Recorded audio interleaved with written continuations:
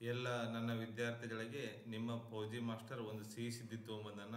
SSC GD notification ನಿನ್ನೆ ಅಂದ್ರೆ 5/9/2024 release ಆಗೈತಿ. 5/9/2024 14/10/2024 ವರೆಗೆ SSC GD ಅಪ್ಲಿಕೇಶನ್ ಅನ್ನ ಹಾಕಬಹುದು. ಲಾಸ್ಟ್ ಡೇಟ್ ಅಂಡ್ ಟೈಮ್ ಐತಿ ಇಲ್ಲಿ ನೋಡ್ರಿ. ಲಾಸ್ಟ್ ಡೇಟ್ ಅಂಡ್ ಟೈಮ್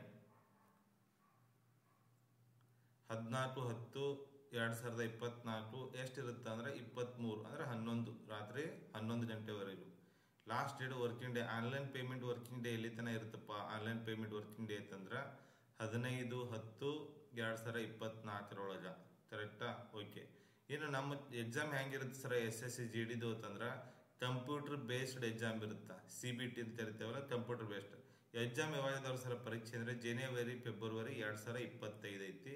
ಹಾಗಾದ್ರೆ ಎಷ್ಟು ಪೋಸ್ಟ್ಗಳನ್ನು ಕೊಟ್ಟಿದ್ದಾನ ಮತ್ತು ಎಕ್ಸಾಮ್ ಏನಿರಬೇಕು, ನಾವು ಏನು ಪಾಸ್ ಆಗಿರಬೇಕು ಮತ್ತು ಸಿಲೆಬಸ್ ಏನೈತಿ ಮತ್ತು ಫಿಸಿಕಲ್ ಬಗ್ಗೆ ಏನೈತಿ, ಹೈಟ್ ಎಷ್ಟು ಬೇಕು ಮತ್ತು ನೋಟಿಫಿಕೇಶನ್ ಒಳಗೆ ಏನೇನು ಮಾಹಿತಿ ಐತಿ. ಟೋಟಲ್ ನೋಟಿಫಿಕೇಶನ್ ಎಷ್ಟೈತಿ? 1ರಿಂದ 73 ಪೇಜ್ ಐತಿ. ನಮಗೆ ಬೇಕಾಗಿರೋ ಮಾಹಿತಿಯನ್ನ ಸಿಂಪಲ್ ಆಗಿ ಅಪ್ಲಿಕೇಶನ್ ಎಷ್ಟರಿಂದ ಸ್ಟಾರ್ಟ್ ಆಗುತ್ತೆ ರೀ? 5ರಿಂದ ಸ್ಟಾರ್ಟ್ ಆಗಿ 14ಕ್ಕೆ ಎಂಡ್ ಆಗುತ್ತಾ. ಎಕ್ಸಾಮ್ ಯಾವಾಗಿರುತ್ತಾ? ಜನವರಿಯಿಂದ ಫೆಬ್ರವರಿ ಕರೆಕ್ಟಾ? ನಮಗೆ ಅದ್ರ ಬಗ್ಗೆ ಏನು ಮಾಹಿತಿ ಬೇಕು ಅಷ್ಟು ನೋಡ್ಕೊಂಡು ಹೋಗೋಣ. ಟೋಟಲಿ ಇರೋದು ಎಷ್ಟೈತಿ? 73 ಪೇಜ್ ಐತಿ. 73 ನೋಟಿಫಿಕೇಶನ್ ಓದಕ್ಕೆ ಆಗಂಗಿಲ್ಲ. ನಮ್ಮ ಎಕ್ಸಾಮ್ ಪರ್ಪಸ್ ಏನೈತಿ, ನಮಗೆ ಬೇಸಿಕ್ ನೀಡ್ ಏನು ಬೇಕು, ಪ್ರತಿ ವರ್ಷ ಏನಿತ್ತು ಈ ವರ್ಷ ನೋಟಿಫಿಕೇಶನ್ ಅಲ್ಲಿ ಏನು ಚೇಂಜ್ ಆಗೈತಿ ಅದನ್ನಷ್ಟೇ ನೋಡ್ಕೋಬೇಕು. ಎಕ್ಸಾಮ್ ಬಗ್ಗೆ ಪ್ಯಾಟರ್ನ್ ಬಗ್ಗೆ ಎಷ್ಟು ಪೋಸ್ಟ್ ಇದ್ದು ಎಷ್ಟು ಚೇಂಜ್ ಆಗೈತಿ ಅಂತ ಹೇಳಿ. ಹೌದಾ? ನಮ್ಗೆ ಎಷ್ಟು ಪೋಸ್ಟ್ ಅದಾವಪ್ಪ ಅಂತಂದ್ರೆ ಟೋಟಲಿ ಈ ಪ್ರೆಸೆಂಟ್ 39,481 ಅದಾವ. ಇದೇ ಪೋಸ್ಟ್ ಫೈನಲ್ ಏನಂತಲ್ಲ, ಮುಂದೆ 2 ಆಗ್ಬೋದು ಪೋಸ್ಟ್. ಇಲ್ಲಿ ನೋಡ್ರಿ ಲಾಸ್ಟಿಗೆ ಏನಂತಲ್ಲ 39,481 ಪೋಸ್ಟ್ ಅದಾವ. ಇವೇ ಫೈನಲ್ ಅಲ್ಲ, ಲಾಸ್ಟಿಗೆ ಮತ್ತೆ 2 ಆಗ್ಬೋದು ಪೋಸ್ಟ್. 2 ಆಗ್ತಿರ್ತಾವ ವರ್ಷ. ನಮಗೆ ಈ ಪ್ರೆಸೆಂಟ್ ನೋಟಿಫಿಕೇಶನ್ ಬಿಟ್ಟಿದ್ದು 39,481. ಈಗ ಭಾಳ ಇಂಪಾರ್ಟೆಂಟ್ ಅಂದ್ರೆ ನ್ಯಾಷನಾಲಿಟಿ ಮತ್ತು ಸಿಟಿಜನ್ಶಿಪ್ ಅಂದ್ರೆ ನಾವು ಭಾರತೀಯರಾಗಿರ್ತೇವೆ, ಅದ್ರ ಬಗ್ಗೆ ಏನು ಡೌಟ್ ಇಲ್ಲ. ಮತ್ತು ಬೇರೆ ಅದರ್ ಸ್ಟೇಟ್ಸ್ ಬರ್ತಾವಲ್ಲ, ಲಕ್ಷದ್ವೀಪ, ಅವ್ರಿಗೆ ಬಗ್ಗೆ ಸ್ವಲ್ಪ ಕೊಟ್ಟಿರ್ತಾನ. ಏಜ್ ಲಿಮಿಟ್ ಏನೈತಪ್ಪ ಅಂತಂದ್ರೆ ಜನರಲ್ದವರಿಗೆ 18ರಿಂದ ಎಲ್ಲಿವರೆಗೆ ಐತಿ ಅಂದ್ರೆ 23ವರೆಗೆ ಐತಿ. ಎಲ್ಲಿವರೆಗೆ? 18ರಿಂದ 23ವರೆಗೆ ಐತಿ. ಹೌದಾ? ಇದ್ರಾಗ ಏನೈತಿ ಸ್ವಲ್ಪ ಶೆಡ್ಯೂಲ್ ಇರುತ್ತೆ. ಶೆಡ್ಯೂಲ್ ಏನಿರುತ್ತೆ ಅಂದ್ರೆ ST ವರೆಗೆ 5 ವರ್ಷ ಅಂದ್ರೆ 18ರಿಂದ ಎಷ್ಟೈತಿದು? 28 ಐತಿ. OBC ಎಷ್ಟೈತಿ? 18ರಿಂದ 26 ಆಗುತ್ತೆ, 3 ವರ್ಷ. ಹೌದಾ? ಇಲ್ಲಿ ಮತ್ತೆ ಸರ್ವಿಸ್ ಮೆನ್ ಕೊಟ್ಟನ. ಹೌದಾ? 3 years after dedication of the military service ಅಂತ. ಹೌದಾ? ಅವ್ರಿಗೆ ಎಷ್ಟೈತಿ? 3 ವರ್ಷ ಐತಿ. ಈಗ ನಮ್ಗೆ ಏಜ್ ಏನು ಕೇಳೇನಪ್ಪ ಅಂತಂದ್ರ ಜನರಲ್ದವ್ರಿಗೆ 18ರಿಂದ 23. ಜನರಲ್ದವ್ರಿಗೆ ಎಷ್ಟಾಯ್ತು? 18ರಿಂದ 23. ಸರ SC ST ಅವ್ರಿಗೆ ಏಜ್ ಏನಿರುತ್ತೆ ಸರ? SC ST ಅಂದ್ರೆ 28 ಆಗುತ್ತಾ. OBC ದವ್ರಿಗೆ ಏನ್ ಏಜ್ ಐತಿ ಸರ್ ಅಂತ ಕೇಳಿದ್ರ 36 ವರ್ಷ OBC ಅವ್ರಿಗೆ ಐತಿ. 36 ಅಲ್ಲ 26. 23 + 3 26 ವಯಸ್ಸು. ಸರ್ವಿಸ್ ಮೇಲೆ 3 ವರ್ಷ ಏನಿರುತ್ತೆ ಶೆಳ್ಳುತ್ತೆ. ಇದು ಏಜ್ ಬಗ್ಗೆ. ವಯಸ್ಸಿನ ಬಗ್ಗೆ ಎಷ್ಟು ಯಾರು ಹಾಕ್ಬೇಕಪ್ಪ. ಈ ನಮ್ಮ ಕ್ವಾಲಿಫಿಕೇಶನ್ ಏನು ಕೇಳಿರ್ತಾನಂದ್ರೆ ಕೆಟಗರಿ ನಮಗೆ ಬಿಟ್ಟು SLC ಮ್ಯಾಗ ಹಾಕಬೇಕು.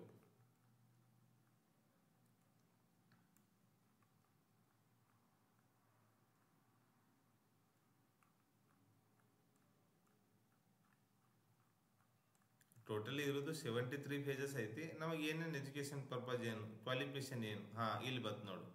ಏನು ಬತ್ತಪ್ಪ ಅಂತಂದ್ರೆ ಎಜುಕೇಶನಲ್ ಕ್ವಾಲಿಫಿಕೇಶನ್ ಏನಾಗಿರಿತ್ತು? ಮೆಟ್ರಿಕ್ಯುಲೇಷನ್ ಅಂದ್ರೆ 10th ಎಕ್ಸಾಮ್ ಪಾಸ್ ಆಗಿರಬೇಕು.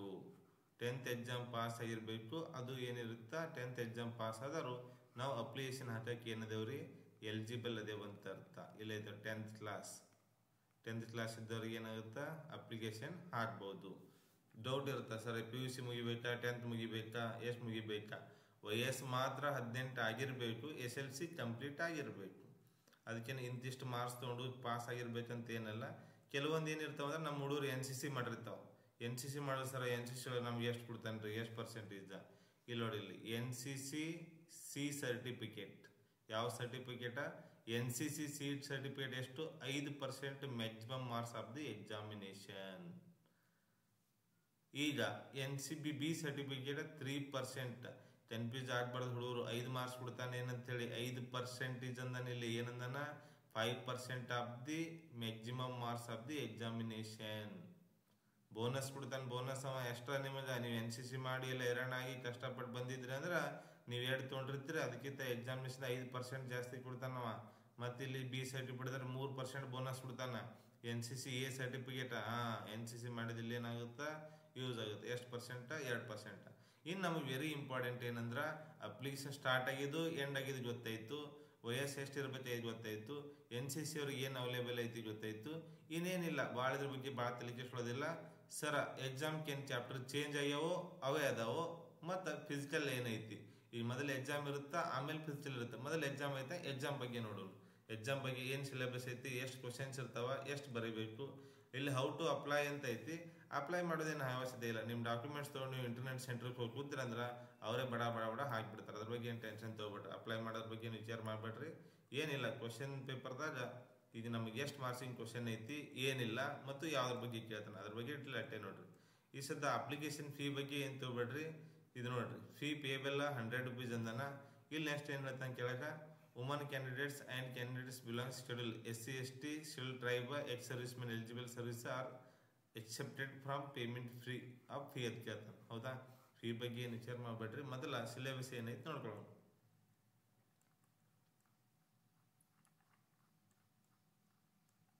ಈ ನಮಗೂ ಎಕ್ಸಾಮ್ ಸೆಂಟರ್ ಎಲ್ಲಿ ಬೀಳ್ತಾವ್ರ ಸರ, ನಾವು ಇಲ್ಲೇ ಬರೀಬೇಕಾ ಹೊರಗೆ ಬರೀಬೇಕಾ? ಎಕ್ಸಾಮ್ ಸೆಂಟರ್ ನಮ್ಗೆ ಕೊಡ್ತಾ ಕರ್ನಾಟಕ ಮತ್ತು ಕೇರಳ ಏನು ಬರುತ್ತೆ ಅಂದರೆ ಈಜನೊಳಗೆ ಬರುತ್ತಾ. ಹೌದಾ, KKR ಬರುತ್ತೆ. ಇಲ್ಲಿ KKR ಅಂದ್ರೆ ಕಲ್ಕತ್ತಾ ನೈಟ್ ರೈಡರ್ಸ್ ಅಲ್ಲ, ಬೆಂಗಳೂರ, ಬೆಳಗಾವಿ, ನಮ್ಮದು ಮಂಗಳೂರ, ಗುಲ್ಬರ್ಗ, ಶಿವಮೊಗ್ಗ, ಹುಬ್ಬಳ್ಳಿ, ಉಡುಪಿ, ಇಷ್ಟು ಏನಿತ್ತಲ್ಲ ಇಷ್ಟು ಏರಿಯಾಗಳು ನಮಗೆ ಎಕ್ಸಾಮ್ ನಡೀತಾವೆ. ಬೆಳಗಾವಿ, ಬೆಂಗಳೂರು, ಅವ್ರು ಕೋಡ್ ಅದಾವೆ ಎಕ್ಸಾಮ್ ಸೆಂಟರ್ 900, 9005, 9001, 9002, 9002. ಸರ್ ಏನ್ರ SSC ತೊಂದರೆ ಆಯಿತು, ಪ್ರಾಬ್ಲಮ್ ಆಯ್ತು ಅಂದ್ರೆ ನಮ್ಮದು ಕರ್ನಾಟಕ SSC ಇದು ಆಫೀಸ್ ಐತಿ. ಎಲ್ಲಿ ಐತಿ ನೋಡಿ, ರೀಜನಲ್ ಡೈರೆಕ್ಟರ್ ಐತಿ, ಸ್ಟಾಫ್ ಸೆಲೆಕ್ಷನ್ ಕಮಿಷನ್ ಪ್ಲಸ್ ಈ ವಿಂಗ್, ಕೇಂದ್ರೀಯ ಸದನ, ಕೋರಮಂಡಲ, ಬೆಂಗಳೂರು ಒಳಗೆ. ಓಕೆನಾ? ನೆಕ್ಸ್ಟ್